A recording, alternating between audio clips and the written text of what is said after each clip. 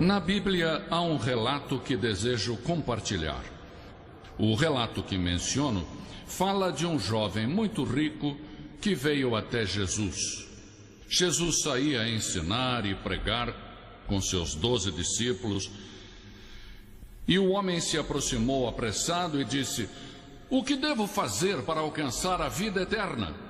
Não no sentido de ser imortal no paraíso, ele se referia à vida atual, mas também à vida eterna. E é isso que muitos se perguntam. Existe uma música que diz: "Estou parado em uma encruzilhada e não deixo de pensar qual ponte devo cruzar e por qual não devo passar." E assim vocês se sentem. Chegaram a uma encruzilhada. Tem que decidir qual caminho tomar. Jesus disse: há 2 caminhos na vida. Um caminho estreito, que nos leva à vida eterna, e o outro caminho largo, que nos leva à perdição. E disse: a grande maioria toma o caminho largo. E no final são julgados e acabam no inferno. Talvez por isso tenham vindo a esta reunião, não só pela música, nem só pelos seus amigos, nem para escutar a mim ou outra pessoa. Vieram porque no profundo do seu ser há um lugar vazio que nem sequer entendem. Não estão seguros do propósito de suas vidas. Não sabem com quem se casar, nem qual tipo de moça ou rapaz desejam. Tudo isso está no futuro. O homem que veio a Jesus era jovem, quase adolescente, e como vocês, desejava compreender seu destino, o significado e o propósito da sua vida. Sabia como lidar com os outros, e em vez de perguntar, já que era rico, em vez de perguntar quanto custava, ele se perguntou se precisava ou desejava. A Bíblia diz que ele estava procurando. Apesar de sua juventude e fortuna, ele buscava algo que nunca encontrava. E como muitos de vocês, é algo que não entendem muito bem, mas que lhes falta em sua vida. Sentem um vazio e não estão seguros sobre o que fazer a respeito. Talvez venham de um lar cristão, ou talvez de um lugar não cristão. Talvez vão à igreja, ou talvez não, mas no fundo de vocês existe algo que ainda não puderam encontrar e que desejam, embora não saibam o que é. Este jovem estava buscando a vida eterna, não somente uma existência, mas sim uma vida. O que os seus amigos estão procurando? Eles sabem o que estão à procura? Vocês buscam algo. Talvez você tenha um carro.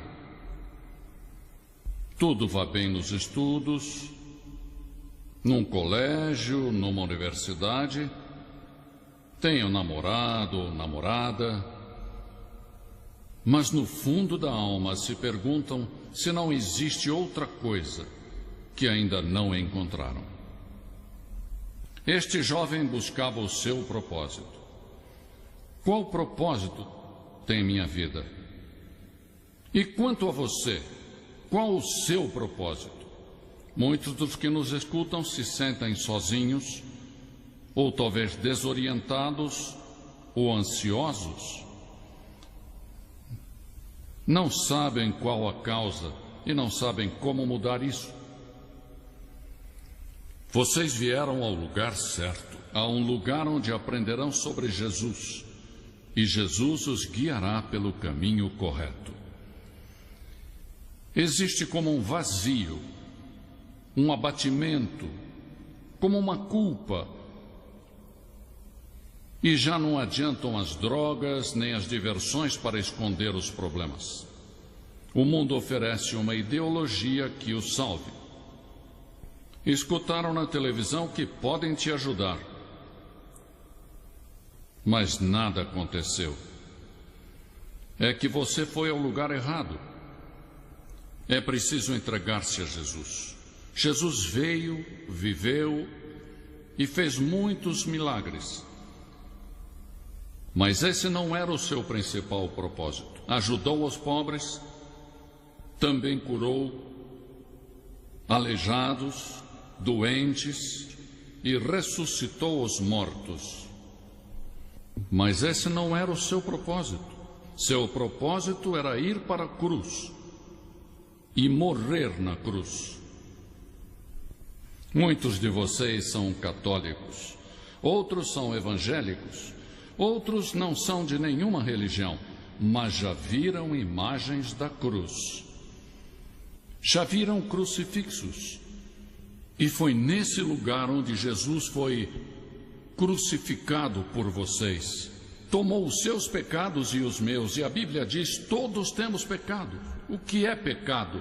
Pecar é violar a lei moral de Deus, violar os 10 mandamentos. A Bíblia diz: quem quebra um mandamento, quebra todos. Eu os quebrei. Sou um pecador. A Bíblia diz: o resultado do pecado é a morte. Morte eterna. É terminar no inferno. É isso que eu mereço. Eu pequei, violei a lei de Deus. Que necessito fazer?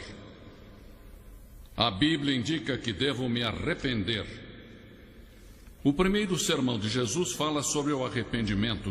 O que significa isso? Significa dar a volta, transformar sua mente, mudar a direção em que vamos. E ele disse: se você vier à minha cruz, pela fé, eu perdoarei todos os seus pecados. Eu te justificarei como se nunca houvesse pecado. Tudo fica apagado no seu passado. Já não se falará mais no assunto. Nem sequer Deus se lembrará dos seus pecados. Já imaginou? É o que a Bíblia diz. Deus não pode se lembrar de suas faltas e pecados.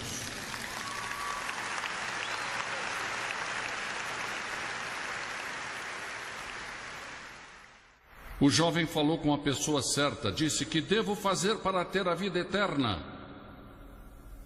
Foi até a pessoa que entende os problemas, as dificuldades e tentações que enfrentamos, entende nossa dor, alegria, fracassos, dificuldades. Ele morreu na cruz, mas a Bíblia diz que ressuscitou e que é um Cristo vivo. Esta noite ele vence o pecado, o inferno e a morte. O jovem veio com urgência a Jesus, correu até Jesus. E é possível que alguns de vocês hoje corram até Jesus e mudem suas vidas. O rapaz chegou em um bom momento, pois ainda era jovem. A Bíblia diz que com a idade o coração se endurece, se torna duro e mais duro. Lembra-te do teu Criador nos dias da tua mocidade, diz a Bíblia. Muitos servos de Deus iniciaram suas vidas de fé quando eram jovens. José era jovem quando se tornou o primeiro-ministro do Egito. E um dos grandes homens da Bíblia, Moisés, era muito jovem quando rejeitou o trono do Egito. Era herdeiro do trono do império mais poderoso do mundo. E ele quis identificar-se com o povo de Deus que era escravo. Davi era jovem quando matou um urso e um leão com suas próprias mãos. Matou Golias somente atirando uma pedra. Ele cuidava de ovelhas. E depois se converteu em um grande rei. Esther era só uma jovem quando, baseada na firmeza da fé, arriscou sua vida para salvar o seu povo da destruição. Venha Jesus nesta noite. Agora mesmo, não deixe para amanhã ou outra hora. Você diz: eu sou membro de uma igreja, eu vou aos domingos. Ele não fala disso. Você pode ser membro de todas as igrejas, mas não o prepara para encontrar-se com Deus? Não significa que seus pecados tenham sido perdoados.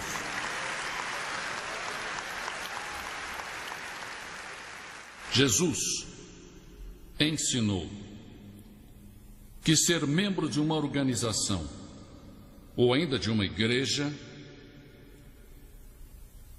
não é a solução. A solução é Cristo em sua cruz e ressuscitado dentre os mortos.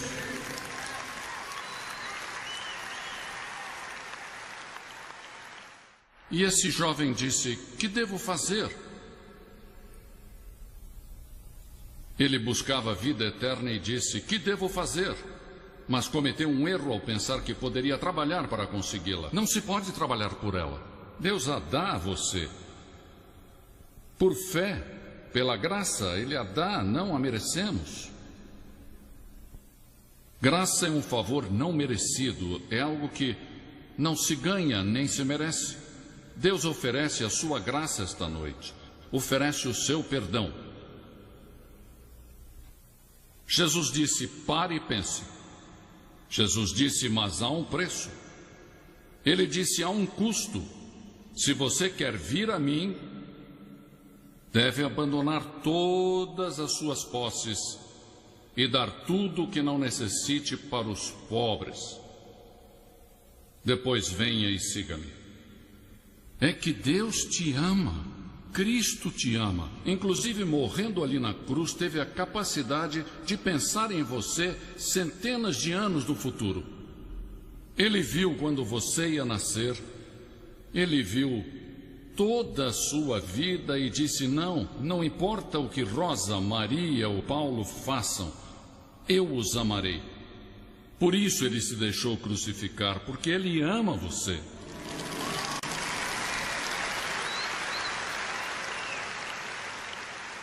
Ele não ama as pessoas pela cor da sua pele, pelo lugar onde vivem, ou por seu estudo. Ele ama porque você é um ser humano criado à sua imagem e é potencialmente um filho de Deus perante Deus. Todos somos iguais diante de Deus. Deus não olha a cor da nossa pele. Somos iguais. E chegamos à cruz, e ao chegarmos à cruz, somos iguais. Ele não olha e diz: você é africano, brasileiro, oriental, se é branco, é europeu. Não. Esta noite, Jesus olha para você e diz: eu amo você. Eu amo você.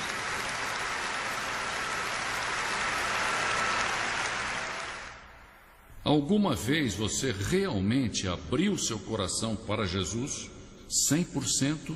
Ou faltou uma parte? Não sabe o que fazer? Se sente em uma encruzilhada? Em um livro sobre a geração X, o autor fala de paralisia por opção. É a tendência de não tomar uma decisão quando temos muitas opções. Há tantas opções que não tomamos decisão. Mas você tem que escolher. Esta noite, se você for embora daqui sem Cristo, talvez jamais apareça outra oportunidade como esta. A Bíblia diz: agora é o tempo de aceitar. Hoje é o dia da salvação. Você dirá: o que eu devo fazer? Arrependa-se de seus pecados. Você deve se arrepender e não pode fazer sozinho. Você não pode mudar sua vida por vontade própria. Isso é impossível. Se você tentar, irá falhar. Mas Deus vai ajudá-lo. Essa é a maravilha do arrependimento. Você deve decidir se aceita o presente da vida eterna ou não. Se irá repetir o erro do jovem rico que não seguiu a Jesus e foi embora com tristeza. Ninguém jamais deu as costas para Jesus com alegria. Devemos nos preparar para ir perante Deus. A Bíblia diz: prepare-se para ir ao encontro do teu Deus. Você está preparado? Tem certeza de que é assim? Jesus ama você. Ele morreu por você e ressuscitou. Agora você deve vir, arrepender-se e colocar sua fé nele. Neste momento, vou pedir que faça algo que mudará sua vida e lhe dará uma esperança que agora não tem. Levante-se e venha agora. Talvez nunca mais tenha outro momento como este. Lembre-se que, seja você quem for, Deus ama você. Jesus está chamando você. E se confessarmos com nossa boca que Jesus é o Senhor e crermos em nossos corações que Deus o levantou dos mortos, seremos salvos. Mas a todos que o receberam, deu-lhes a graça de serem feitos filhos de Deus. A saber, a todos os que creem em seu nome. Tudo é questão de crer. A palavra crer implica compromisso. Você compromete sua vida a Cristo? Então venha. Por que eu peço que você faça isso em público? Porque Jesus foi crucificado em público por nós. E ele disse que se não estivermos dispostos a confessá-lo diante dos homens, ele não nos confessará diante do Pai que está no céu. Você está assumindo um compromisso publicamente e dizendo: Senhor, quero conhecê-lo com toda certeza. Levante-se e venha.